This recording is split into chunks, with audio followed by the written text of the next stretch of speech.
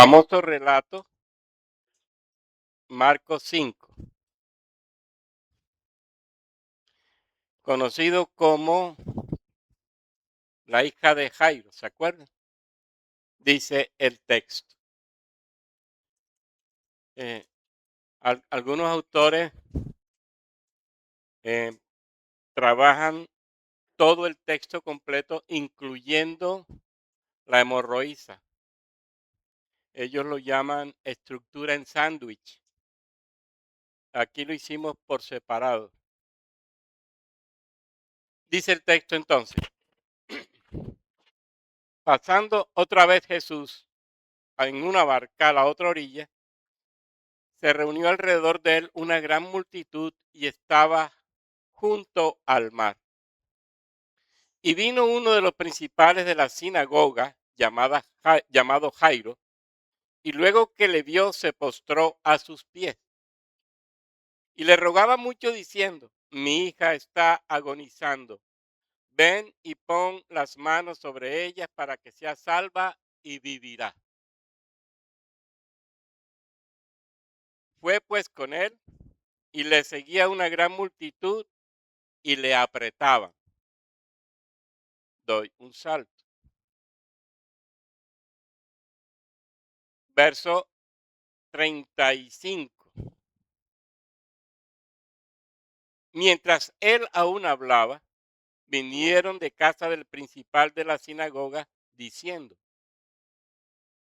tu hija ha muerto, ¿para qué molestas más al maestro? Pero Jesús, luego que oyó lo que se decía, dijo al principal de la sinagoga, no temas, cree solamente. Y no permitió que le siguiese nadie, sino Pedro, Jacobo y Juan, hermano de Jacobo. Y vino a casa del principal de la sinagoga y vio el alboroto y a los que lloraban y lamentaban mucho. Y entrando les dijo, ¿por qué alborotáis y lloráis? La niña no está muerta, sino duerme. Y se burlaban de él. Mas él, echando afuera a todos, tomó al padre y a la madre de la niña y a los que estaban con él y entró donde estaba la niña. Tomando la mano de la niña, le dijo, Talita Kumi, que traducido es, niña, a ti te digo, levántate.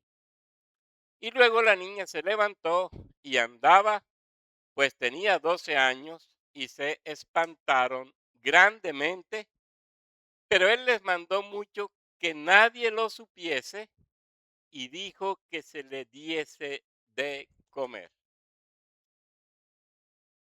Interesante texto, hermanos.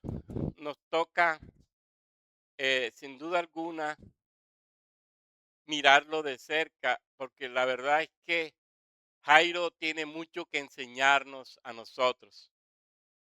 Y lo digo por lo que significa el cargo que él tiene.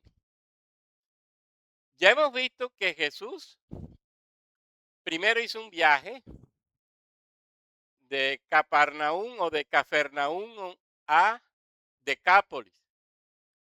Hay una sanación de o una liberación de demonios. Hay un endemoniado en Gerasa y ese hombre es liberado.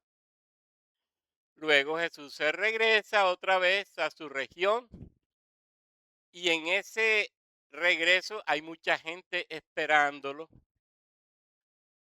Había mucha aglomeración de personas. Estaba a la orilla del mar, nos dice el texto, y uno de los jefes de la sinagoga, ya sabemos el nombre, Jairo, al verle, cae a sus pies y le suplica con insistencia diciendo, mi hija está a punto de morir.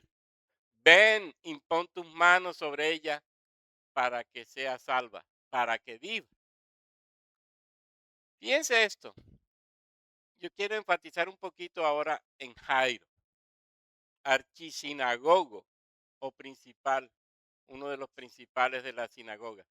Hay una discusión, pero la mayoría de los autores están de acuerdo en que este hombre realmente era importante dentro del grupo que administraba la sinagoga y tenía mucha autoridad en la región.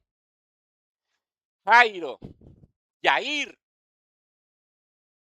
Dios ilumina, así es el nombre.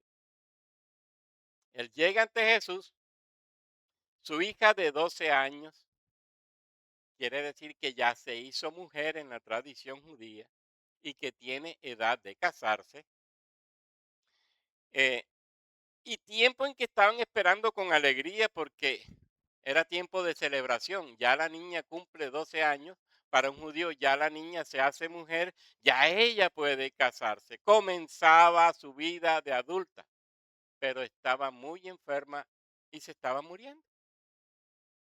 Su padre, lógicamente, como les decía ahora, líder judío. Acuérdese que Jesús predicó en la sinagoga de Capernaum, o de Capernaum, eso tiene muchas escritos y pronunciaciones. Y seguramente de Jairo lo vio ahí, predicando. Inclusive pudo ver a aquel endemoniado ser libre por Jesús. ¿Qué hace este hombre? Dice, cayó a los pies. La expresión implica o se puso de rodillas o puso todo su cuerpo inclinado en el suelo. Se inclinó hasta el suelo delante de Jesús. O se postró totalmente en el suelo. La expresión proscuneo que aparece ahí es una de las que se utiliza para la palabra adoración o adorar. Así que la actitud de este hombre era de humildad, pero era de reconocimiento de Jesús, pero era de sumisión a Jesús. Y él sabía que allí estaba la solución de su problema. Con toda la humildad del caso lo exalta, lo reverencia de modo especial. Él se olvidó de su dignidad, él se olvidó de la autoridad judía que tenía, él se humilla al Señor y clama por ayuda. Figúrense, si era de la sinagoga, tal como lo describe, perdón, la Biblia, era defensor de la ortodoxia judía de su época. Y quizás hasta en un momento dado pudiera pensar que persiguió a Jesús por hereje, tal como se dan las cosas en, en los escritos bíblicos sobre Jesús y sus enemigos. De pronto, la Biblia no lo dice, uno supone, por lo que Jairo era. Tenía funciones esenciales. Yo quiero mencionar algunas para que veamos lo importante de este hombre y sobre todo la humillación que él tiene delante de Jesús. ¿Quién esperaría que esa autoridad religiosa llegara en su tiempo y en su sociedad ante Jesús con esa actitud de humildad y de súplica? Nadie. Este tipo de personas como Jairo era elegido por méritos por la misma comunidad.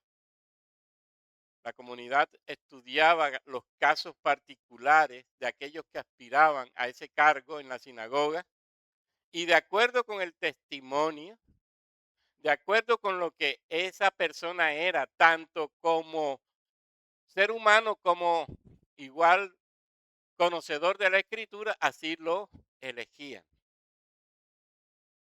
Y sin duda alguna, este hombre tendría alguna reputación bastante elevada y por eso lo escogieron en aquella sociedad. Este hombre elegido por el pueblo también dentro de su cargo ahora elegía a los lectores de la ley. Decía quién tenía el honor de subir a la plataforma para leer la ley. Él escogía a los lectores de la ley. Escogía a los maestros que iban a predicar en la sinagoga. que se encargaban de dar la exhortación final desde la palabra leída. Y él era el que invitaba, él era el encargado de seleccionarlos.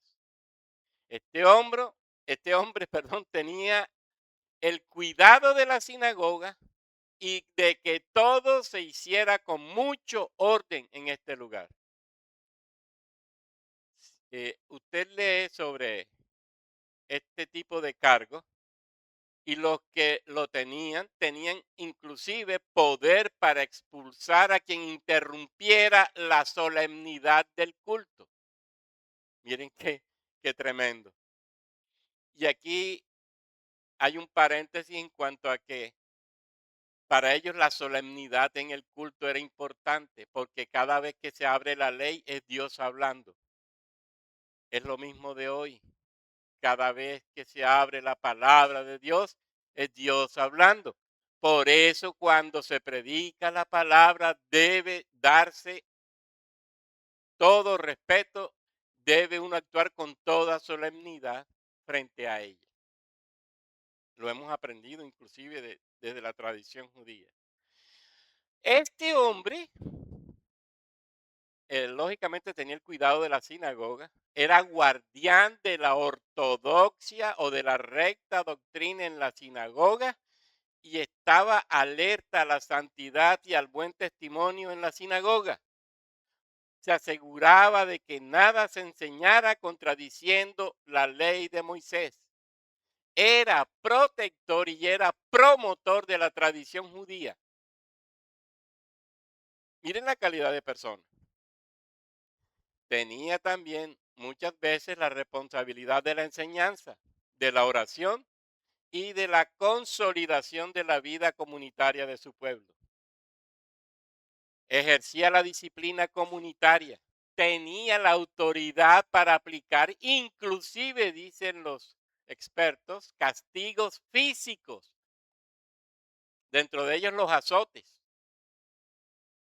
Y en casos extremos, declarar la excomunión a los judíos no respetuosos de la ley.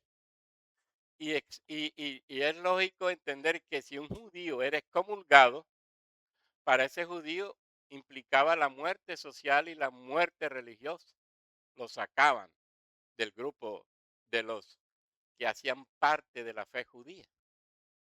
Estaba encargado de resolver conflictos, era como un juez de paz. Tenía responsabilidad en la vida civil judía y en la vida financiera comunitaria. Tenía la función de administrar fondos para los necesitados. Inclusive gestionaba limosnas y recursos para los pobres de la tierra, que eran responsabilidad de Israel.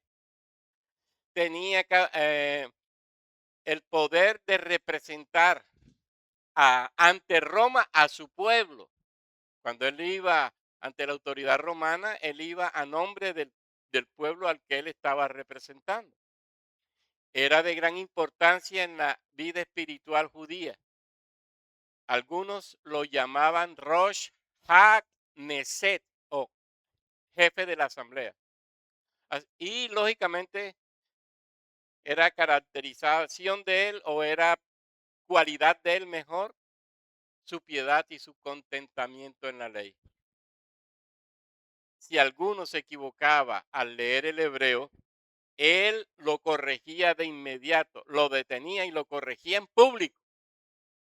Debía hablarse correctamente y en el hebreo sagrado la ley debía leerse inclusive bien leída. Vigilaba la pureza, era un hombre que podía inclusive dar los 40 azotes menos uno, según está establecido.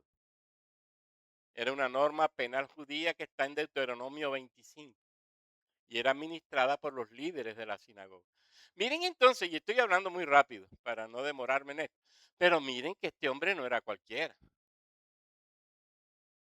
La autoridad que este hombre tenía, la imagen que este hombre tenía, las funciones que este hombre tenía en la sinagoga eran grandes, eran importantes. Y ante el pueblo judío era de gran reconocimiento. Piense entonces en la importancia de la fe de este hombre, un archisinagogo, modelo a seguir. Póngase a pensar y otra cosa que quiero decir que es muy, muy relevante. Él podía definir quién era verdaderamente un profeta, según la tradición judía, y la gente lo tenía que creer sin temores. Es decir, se creía que estos hombres tenían una capacidad de discernir tal que cuando ellos veían a alguien y lo declaraban profeta, así era y nadie discutía. Nadie discutía. Este hombre entonces tenía una imagen extraordinaria en esa sociedad de aquel tiempo. Ahora piense en este hombre yendo donde Jesús. Piénsalo. Yendo donde Jesús. Y no tanto yendo donde Jesús, sino hacer lo que él hizo. Un hombre de autoridad que representaba al pueblo judío y que tenía reconocimiento judío, va ahora, ve a Jesús, arriesga toda su reputación religiosa por amor a su hija de 12 años e hija única, dice Lucas, que podía ser expulsado de la comunidad religiosa, no le importó nada. Miren la fe, va donde Jesús, se postra. Rendirle adoración en cierta medida, rendirle honra en cierta medida, rendirle y tratarlo con mucho respeto y con mucho reconocimiento. Arriesga todo este hombre. ¿Cuál era el castigo en el siglo primero para estos casos? Expulsión, expulsión de la sinagoga. En Juan 9:22 dice que quien confesara que Jesús era el Cristo sería expulsado de la sinagoga. Y este hombre no solo no lo confiesa, pero desarrolla una acción que lo dice todo. Y habla pidiéndole a Jesús que haga algo que solamente Dios puede hacer. ¿Qué pensarían de Jairo? Tiene poder Jesús sobre la vida y la muerte. Por eso voy donde él. Y acuérdense que él hace la súplica. Y aquí es donde entra luego el otro relato de la mujer hemorroísa que sufre lógicamente de flujo de sangre, que es sanada y todo lo demás. Jesús quiere ir, pero se le presenta esta circunstancia, lo atrasa un poco porque todo el proceso que sucede con esta mujer Jesús la atiende, la coge, la acerca, la libera, la sana. Acuérdese que esta mujer era una desechada de la sociedad. Esa mujer no era para que estuviera ahí. Sin embargo, ella también, como Jairo, se arriesgó. Ella se arriesga en el sentido de que ella podía ser expulsada también de ese lugar. La condición de la mujer no daba para estar ahí. Jesús se demora todo el proceso, la sana. Yo me imagino el desespero de Jairo. La niña se puede morir. Y precisamente eso ocurre. Fíjense que el texto dice, y mientras él aún hablaba, vinieron de casa del principal de la sinagoga diciendo, tu hija ha muerto. Y miren lo que le preguntan, ¿para qué molestas más al maestro? Es una pregunta con un sentido perverso. Es como decirle, ya no importa. Además es una molestia que tú estés haciendo eso. Pero Jesús, que oyó lo que se decía, le dijo a Jairo, no temas, cree solamente. Y no permitió que le siguiese nadie, sino Pedro, Jacobo y Juan. Y vino a casa del principal de la sinagoga y vio el alboroto y a los que lloraban y se lamentaban mucho. La hija muere. Yo me imagino el dolor de este hombre. Y eso de, ¿para qué molestas más al maestro? Las personas suponen equivocadamente que el poder de Jesús aquí ya no resultaría, no sería necesario. Ya Jesús no puede hacer, para ellos ya Jesús no puede hacer nada, y ya esta jovencita murió. ¿Para qué ir a la casa de Jairo? Eso sería inútil. ¿Se acuerdan de Marta y de María frente a la muerte de Lázaro? Si hubieras estado aquí, pero ya no hay nada que hacer. Esa es la idea. Así pasa con este texto en Jairo. Sin embargo, la expresión de Jesús con Jairo es tremenda. Sigue creyendo, porque el verbo está en presente continuo. No cree. Jesús le está diciendo, tú ya crees. Ahora mantente en la fe. Ahora sigue creyendo en mí. Fíjense lo importante de eso. Jesús, al contrario, y llevando la contraria a la gente, lo que le dice a Jairo es, tú estás bien, tranquilízate, sigue creyendo. En cuanto a la fe, sigue creyendo, sigue creyendo. Deja de estar asustado, sigue creyendo. La niña será salva. Ese es un mensaje ahí implícito. Ahora, ¿qué quiere Jesús con eso? Sigue creyendo. Que Jairo pueda filtrar las voces. Creer solamente implica que aquellas voces que Jairo está oyendo, llanto, burla, noticia de la muerte, no tengan más valor que la voz de Jesús. Sigue creyendo.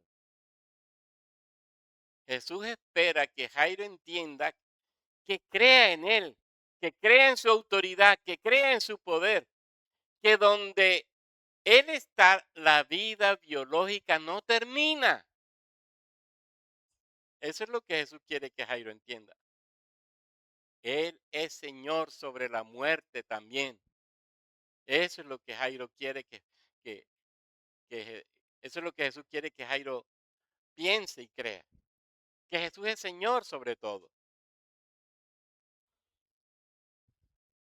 Un escritor dice, Jairo debe entender que lo que ha sucedido no es un punto final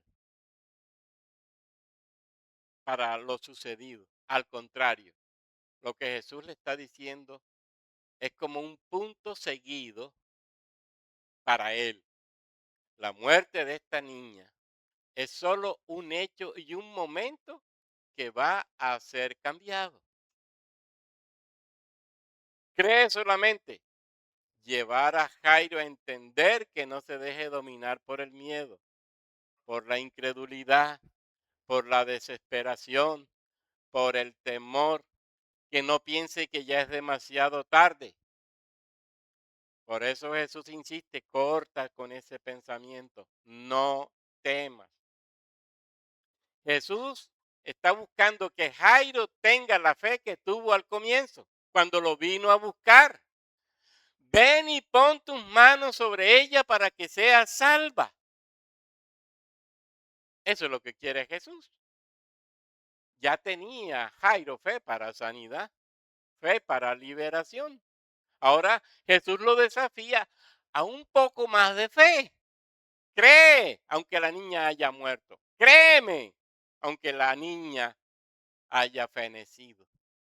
Cree, cree, cree. Así que se cree solamente, sigue caminando conmigo, eso basta. Y fíjense que Jesús no le dice, la voy a resucitar.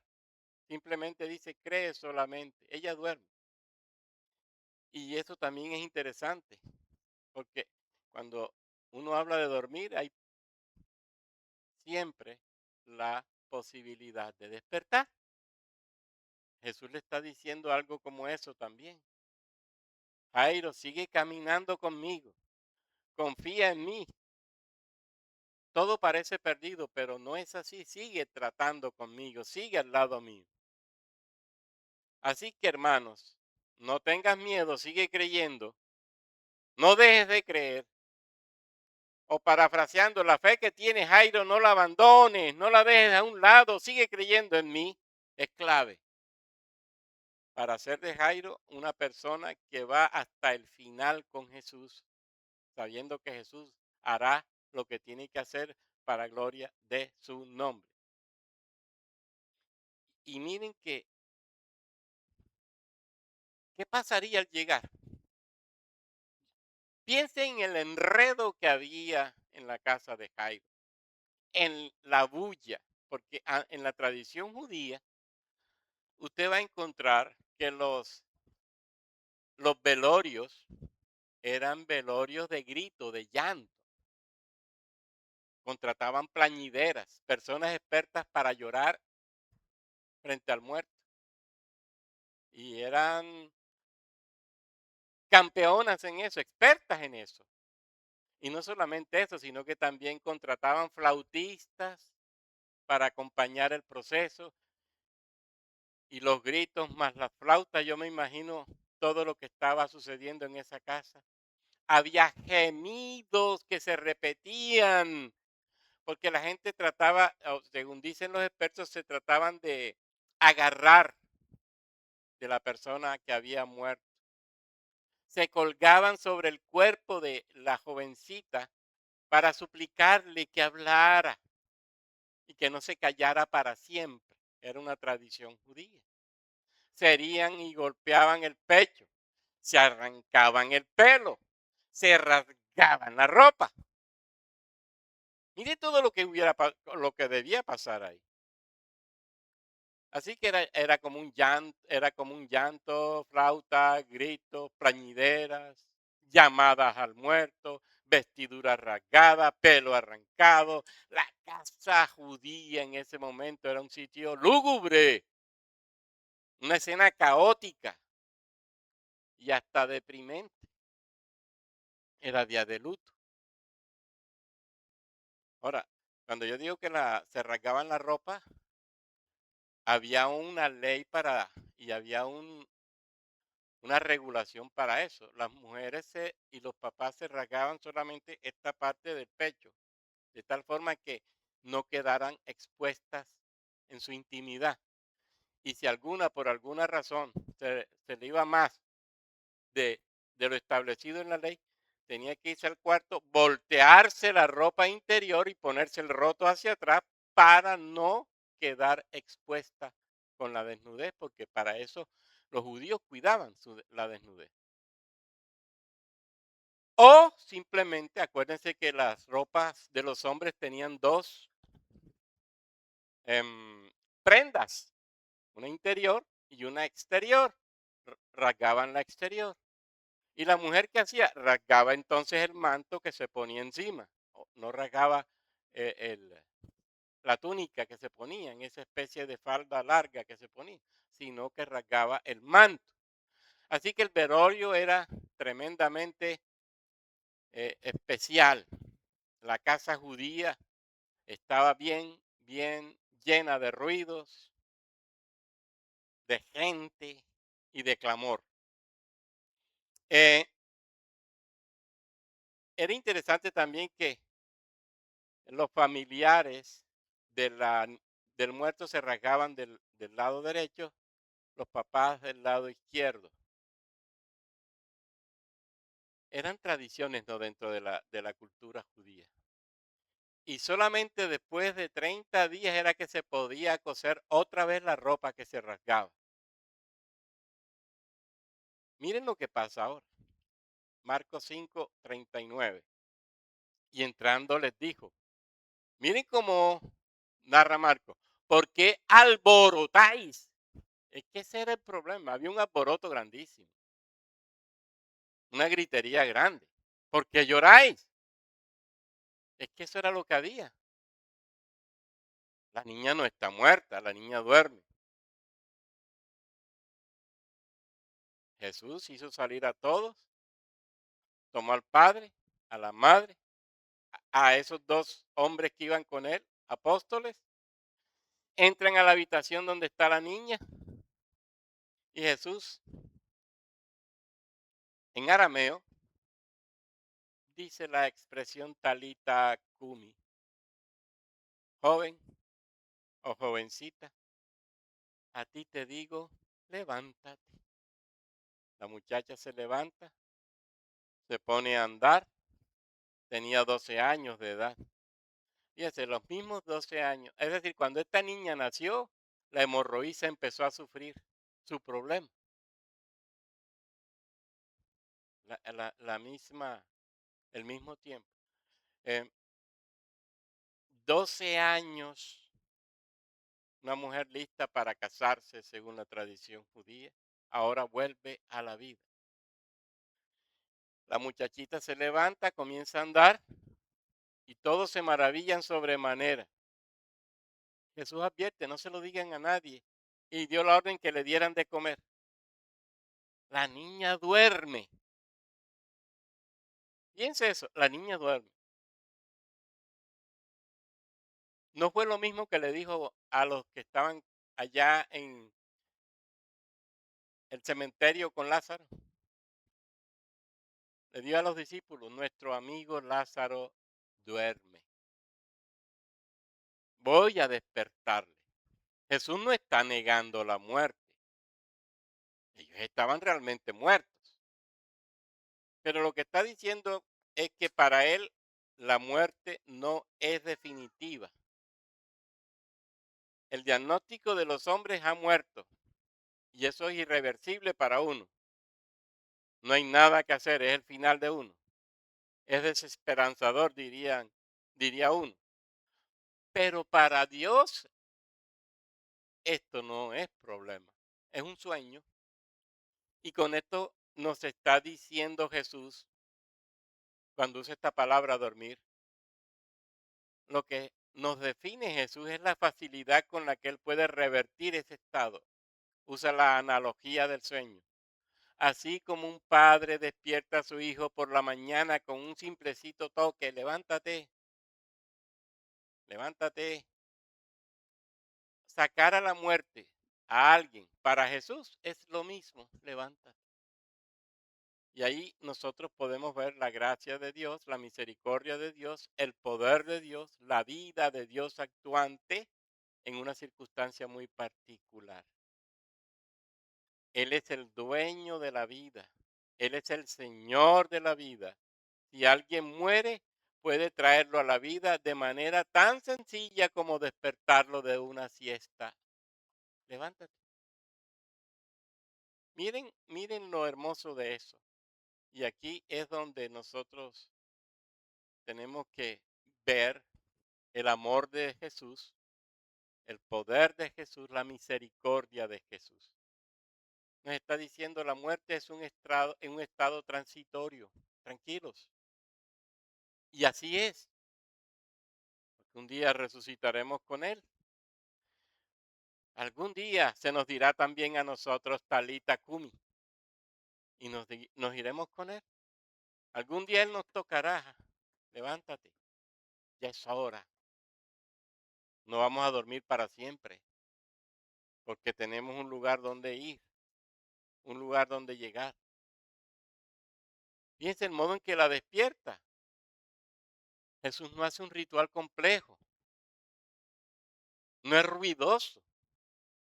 En la privacidad del dormitorio, le toma la mano. Levántate,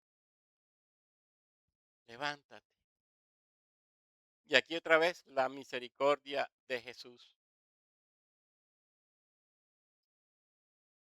Y fíjense que nadie había pensado en darle de comer aquí. Y Jesús dice, denle de comer. Milagrosamente resucitada y necesitada también de alimento. No es lo que hace un padre cuando levanta a su hijo. Ya comiste, ya desayunaste. Lo que el relato nos está mostrando es la ternura de Jesús y el cuidado inclusive de Jesús por nosotros. No nos deja solos. Siempre está atento a nuestras vidas. Somos de Él. Somos de Él. Y esa es una de las grandes lecciones para nosotros. La muerte pudiera ser una tragedia final, insuperable. ¿Y cómo la está viendo Jesús? Como una realidad temporal que Él tiene bajo control, porque esa realidad cambiará en el momento en que Él quiera. Fíjense, no vino a negarnos que morimos, pero nos vino a enseñar que viviremos y que viviremos para siempre. Ahí hay un mensaje en el fondo. Viviremos para siempre. Nuestra muerte no es el fin, es un sueño. Y como todo sueño, algún día despertaremos y estaremos con Él para siempre. Qué hermoso es que Él nos diga, levántate. Tenemos hermanas y hermanos que han muerto. Algún día también les dirá, levántate. Un día nosotros también moriremos y un día también Él nos dirá, levántate. Esa es la seguridad nuestra. La seguridad, la confianza nuestra es esa. Nosotros viviremos para siempre. Lo demostró Jesús muchas veces. Fíjense que Jesús muestra su poder sobre los demonios, endemoniado Gadareno. Jesús muestra su poder sobre la enfermedad, la hemorroísa. Ahora Jesús muestra su poder sobre la muerte, la resurrección de la hija de Jairo. Él es Dios y ante las circunstancias como esas que se pudieran presentar podemos acudir a Él sin miedo, porque Él venció al demonio, porque Él venció a la enfermedad, porque Él venció a la muerte. Nuestra seguridad es esa. ¿Cómo no estar entonces confiados en Jesús si tememos cuando esas realidades nos llegan? No podemos. Lo que para nosotros es tragedia, para Jesús es nada. Entonces miremos como Jesús y confiemos y esperemos en Él. Nuestra muerte, como la muerte de esta niña, no es el fin, es un sueño. Él nos despertará, porque Él vendrá por nosotros a despertarnos, ¿se acuerdan? Él vendrá por segunda vez. Esa es nuestra esperanza. Y como Él viene por segunda vez, seguro que nos llamará. Ahora, Jesús prohíbe que lo que ha sucedido no se divulgue, no se lo digan a nadie. Todavía no quería que ese ministerio y esa intención que Él tenía se regara tanto para no generar tanto problema sobre Él, porque las autoridades judías ya le habían puesto los ojos desde hacía rato. Pero como nosotros vemos en los evangelios, eso era imposible, ¿verdad? De esconder en vista de tanto milagro, de tanta enseñanza, de tanta bendición que Jesús dejó en medio de las gentes, que la gente misma lo comentaba. Acuérdese de la samaritana. ¿Cómo callar nuestra liberación? ¿Cómo callar nuestra redención? ¿Cómo callar la vida eterna? No podemos. Es algo que nos impulsa desde adentro a gritarla. Bueno, eso es lo que Jesús nos está diciendo. La pregunta sería si estamos nosotros con ese impulso al punto que gritamos esa verdad al mundo o que nos hace falta. Porque también hay un mensaje ahí, no solamente nosotros viviremos para siempre, sino que nosotros somos también personas que estamos responsabilizados de gritarle al mundo que Él es el Señor, que Él salva, que Él libera, que Él nos trae la vida eterna. Si hemos experimentado la nueva vida, para nuestro caso, no hemos muerto físicamente, pero estábamos muertos espiritualmente. y por gracia de Dios fuimos resucitados a la vida eterna, con la regeneración, con la conversión, con el nuevo nacimiento. Eso no es suficiente para que nosotros asumamos una actitud evangelizadora, que desarrollemos conductas como la de la mujer samaritana. Acuérdese, otra vez. La samaritana no pudo callar el milagro de su redención. La samaritana no pudo callar el milagro de su liberación. ¿Cómo callar este milagro? Póngase a pensar. Un milagro de vida. Milagro de vida. Jesús no quiere que se haga, pero es imposible que nosotros no lo hagamos. Eso es lo que nos están mostrando los textos. Y aunque hay en cierto sentido una alegorización, no por eso no tiene valor, al contrario. Debiera darse ese fenómeno, debiera darse, porque una resurrección de una persona físicamente no es más grande que una resurrección de una persona que es regenerada. O sea que nuestro grito debe ser mayor que el de esta gente y nuestra urgencia de hablar de nuestra regeneración y del evangelio liberador es entonces urgente.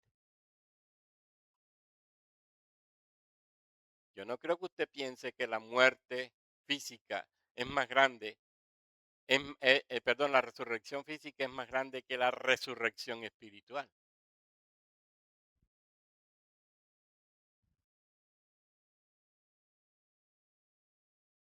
No creo. La resurrección espiritual es de transformación de vida, radical y para siempre. Eso es demasiado grande, demasiado extraordinario. Y entonces, ¿por qué nosotros no salimos a correr para hablar de eso al mundo? Como lo hizo la samaritana y como lo han hecho otros. ¿Será que no hemos entendido lo que significa nuestra propia resurrección para vida? ¿O será que todavía nos da temor hablar de ello? En este momento el mensaje de Jesús no estaba sino comenzando, si pudiera decirlo de esta manera. Había mucho que hacer y sobre todo que se diera el proceso de la muerte por crucifixión y la resurrección de Jesús. Ahí sí el mensaje está completo. Nosotros tenemos esa dicha. En ese momento no estaba. Pero ahora lo tenemos todo el proceso completo. ¿Por qué no gritarlo? ¿Mm?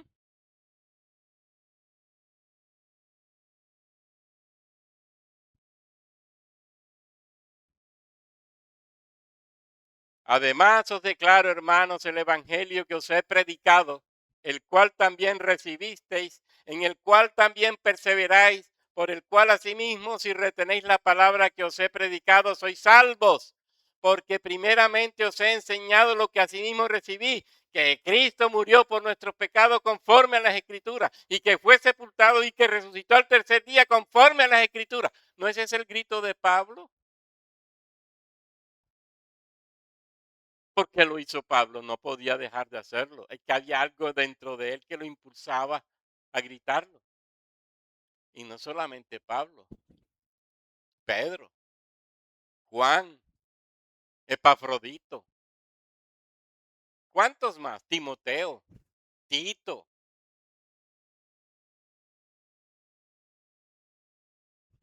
¿cuántos? La muerte física de una niña ya quería impulsar a la gente a predicar, a hablar de esto. En este momento todavía el proceso no era completo. Nosotros lo tenemos completo. ¿Por qué no lo gritamos al mundo? ¿Mm?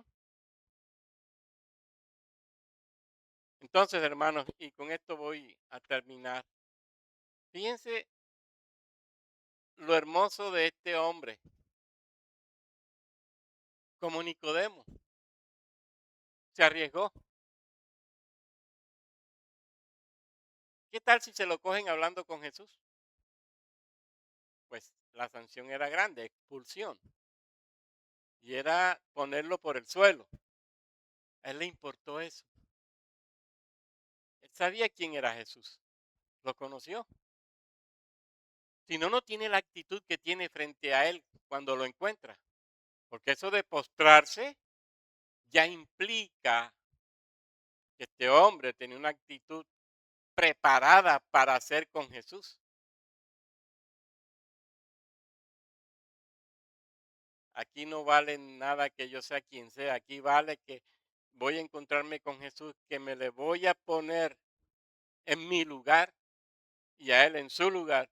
Y le voy a suplicar humildemente que haga el milagro que necesito. Hermanos, la escritura es clara. Nosotros tenemos el gran mensaje, el gran evangelio. No puede quedarse ese evangelio con nosotros.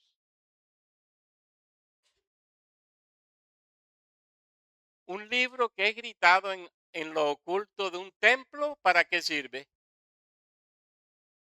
Y que es gritado en el templo cada domingo o cada vez que hay reunión en la iglesia, pero que no es gritado en la calle, ¿para qué sirve? Piénselo. Oh, qué bueno hablar de este libro acá escondidito donde nadie nos ve. No, no puede ser, no puede ser. Nosotros somos los del libro y los del libro tenemos que gritarlo. No puede quedarse el grito de este libro aquí,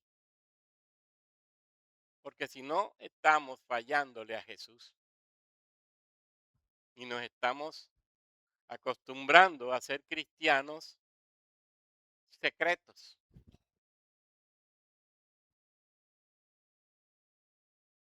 que no nos conocen por predicar y testimoniar, sino que pudiéramos confundirnos con el mundo, pero queremos seguir oyendo el libro y por eso voy al culto a la iglesia cuando haya, o reunión en la iglesia cuando haya. No puede ser. Hermanos, la gran responsabilidad nuestra es esa. Jesús nos resucitó para vida eterna. Hemos muerto al pecado y estamos vivos para Dios. Pecado no. Vida de Cristo sí. Y esa vida no se puede callar. No puede quedarse en oculto. La vida de Cristo se nos dio para gritarla al mundo. Pensémoslo. Jairo nos da ejemplo. A Jairo no le importó nada con toda la, fíjese, todos los privilegios que él tenía. Y piense en Pablo. Si usted lee las cartas de Pablo, él nos va a decir hebreo de hebreos. En cuanto a la ley, fariseo. ¿Se acuerdan de eso? Pablo dice, yo entre ustedes tengo una cantidad de privilegios y me los gano en privilegios. Pero dice Pablo, ¿y esto para qué? Esto es basura. ¿Qué es lo que me ha hecho grande y hermoso y fuerte y firme? Jesucristo, su palabra. ¿Y esa palabra qué hizo Pablo con ella?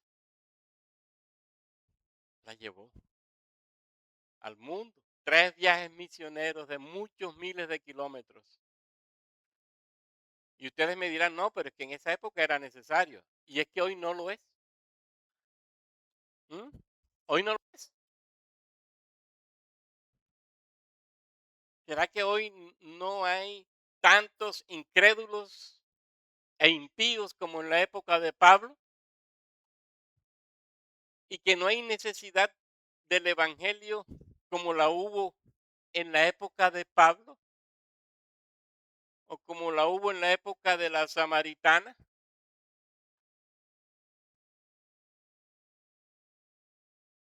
El evangelio no puede quedarse aquí encerrado, hermanos. Jairo se arriesgó por el evangelio y al final Jesús nos llama a que el evangelio sea extendido por Jerusalén. ¿Se acuerdan del texto? Judea, Samaria y hasta lo último de la tierra. El poder del evangelio que sanó a la hija de Jairo es el poder que hoy tenemos para que muchos resuciten a la vida eterna, se conviertan para Dios y vivan para Dios. Y si mueren, vivirán para siempre, porque al final Dios los despertará del sueño y se los llevará y no llevará. Vamos a orar, hermanos, y oremos porque sepamos votar. Ya yo creo que usted ha estudiado las circunstancias y sabe qué va a hacer. Como iglesia no somos políticos, pero como iglesia oramos para que Dios se glorifique y podamos tener discernimiento para saber qué hacer frente a este hecho tan importante de elegir para los gobiernos, para que se gobierne, perdón, este país. Padre nuestro, Dios santo, Dios eterno, te damos las gracias en el nombre de Jesús por este tiempo que hemos estado aquí en el templo, Señor, escuchando tu palabra, orando, cantando para ti, haciendo lo que nos gusta, Señor, estar a tu lado. Gracias porque, como siempre, tu palabra viva y eficaz, cortante como espada de dos filos, que penetra hasta abrir la médula y los tuétanos y exponer nuestro corazón con sus intenciones. Gracias por esa palabra. Gracias porque en ella y con ella podemos descubrir la verdad que hay en nuestro corazón para entonces, si es pecaminosa, corregir, pero si es en la gracia, perfeccionarnos. Te honramos, te exaltamos, te damos gloria y alabanza, Padre. Te suplicamos, Señor, que tú dirijas todo este proceso y esperamos que lo estés haciendo, Padre, porque tú eres Señor de los gobiernos. Tú quitas reyes, tú pones reyes. Por eso, Padre eterno, quita al que haya que quitar y pon al que haya que poner, según lo que tú has definido para nuestro pueblo. Que tu voluntad en este sentido sea hecha en la tierra, Señor. Que podamos tener gobernantes siervos, que podamos tener gobernantes que piensen en el país, que piensen en sus necesidades, que piensen en lo humano, que piensen en el desarrollo, que piensen en las transformaciones que requerimos con urgencia para una mejor vida. Y solo tú puedes, Señor, hacer este milagro. Tú que quitas reyes, tú que pones reyes. Y tendremos que glorificarte, Señor, por lo que pase, sea que nos guste o que no nos guste. Pero si tú, en tu infinita gracia, lo permites y lo defines, a ti la gloria, a ti la honra y a ti la alabanza por siempre, oh Dios. Gracias por esta mañana. Gracias por hablarnos. Gracias por bendecirnos. Y gracias porque como siempre en ti tenemos la vida. Y la vida es luz para todos nosotros.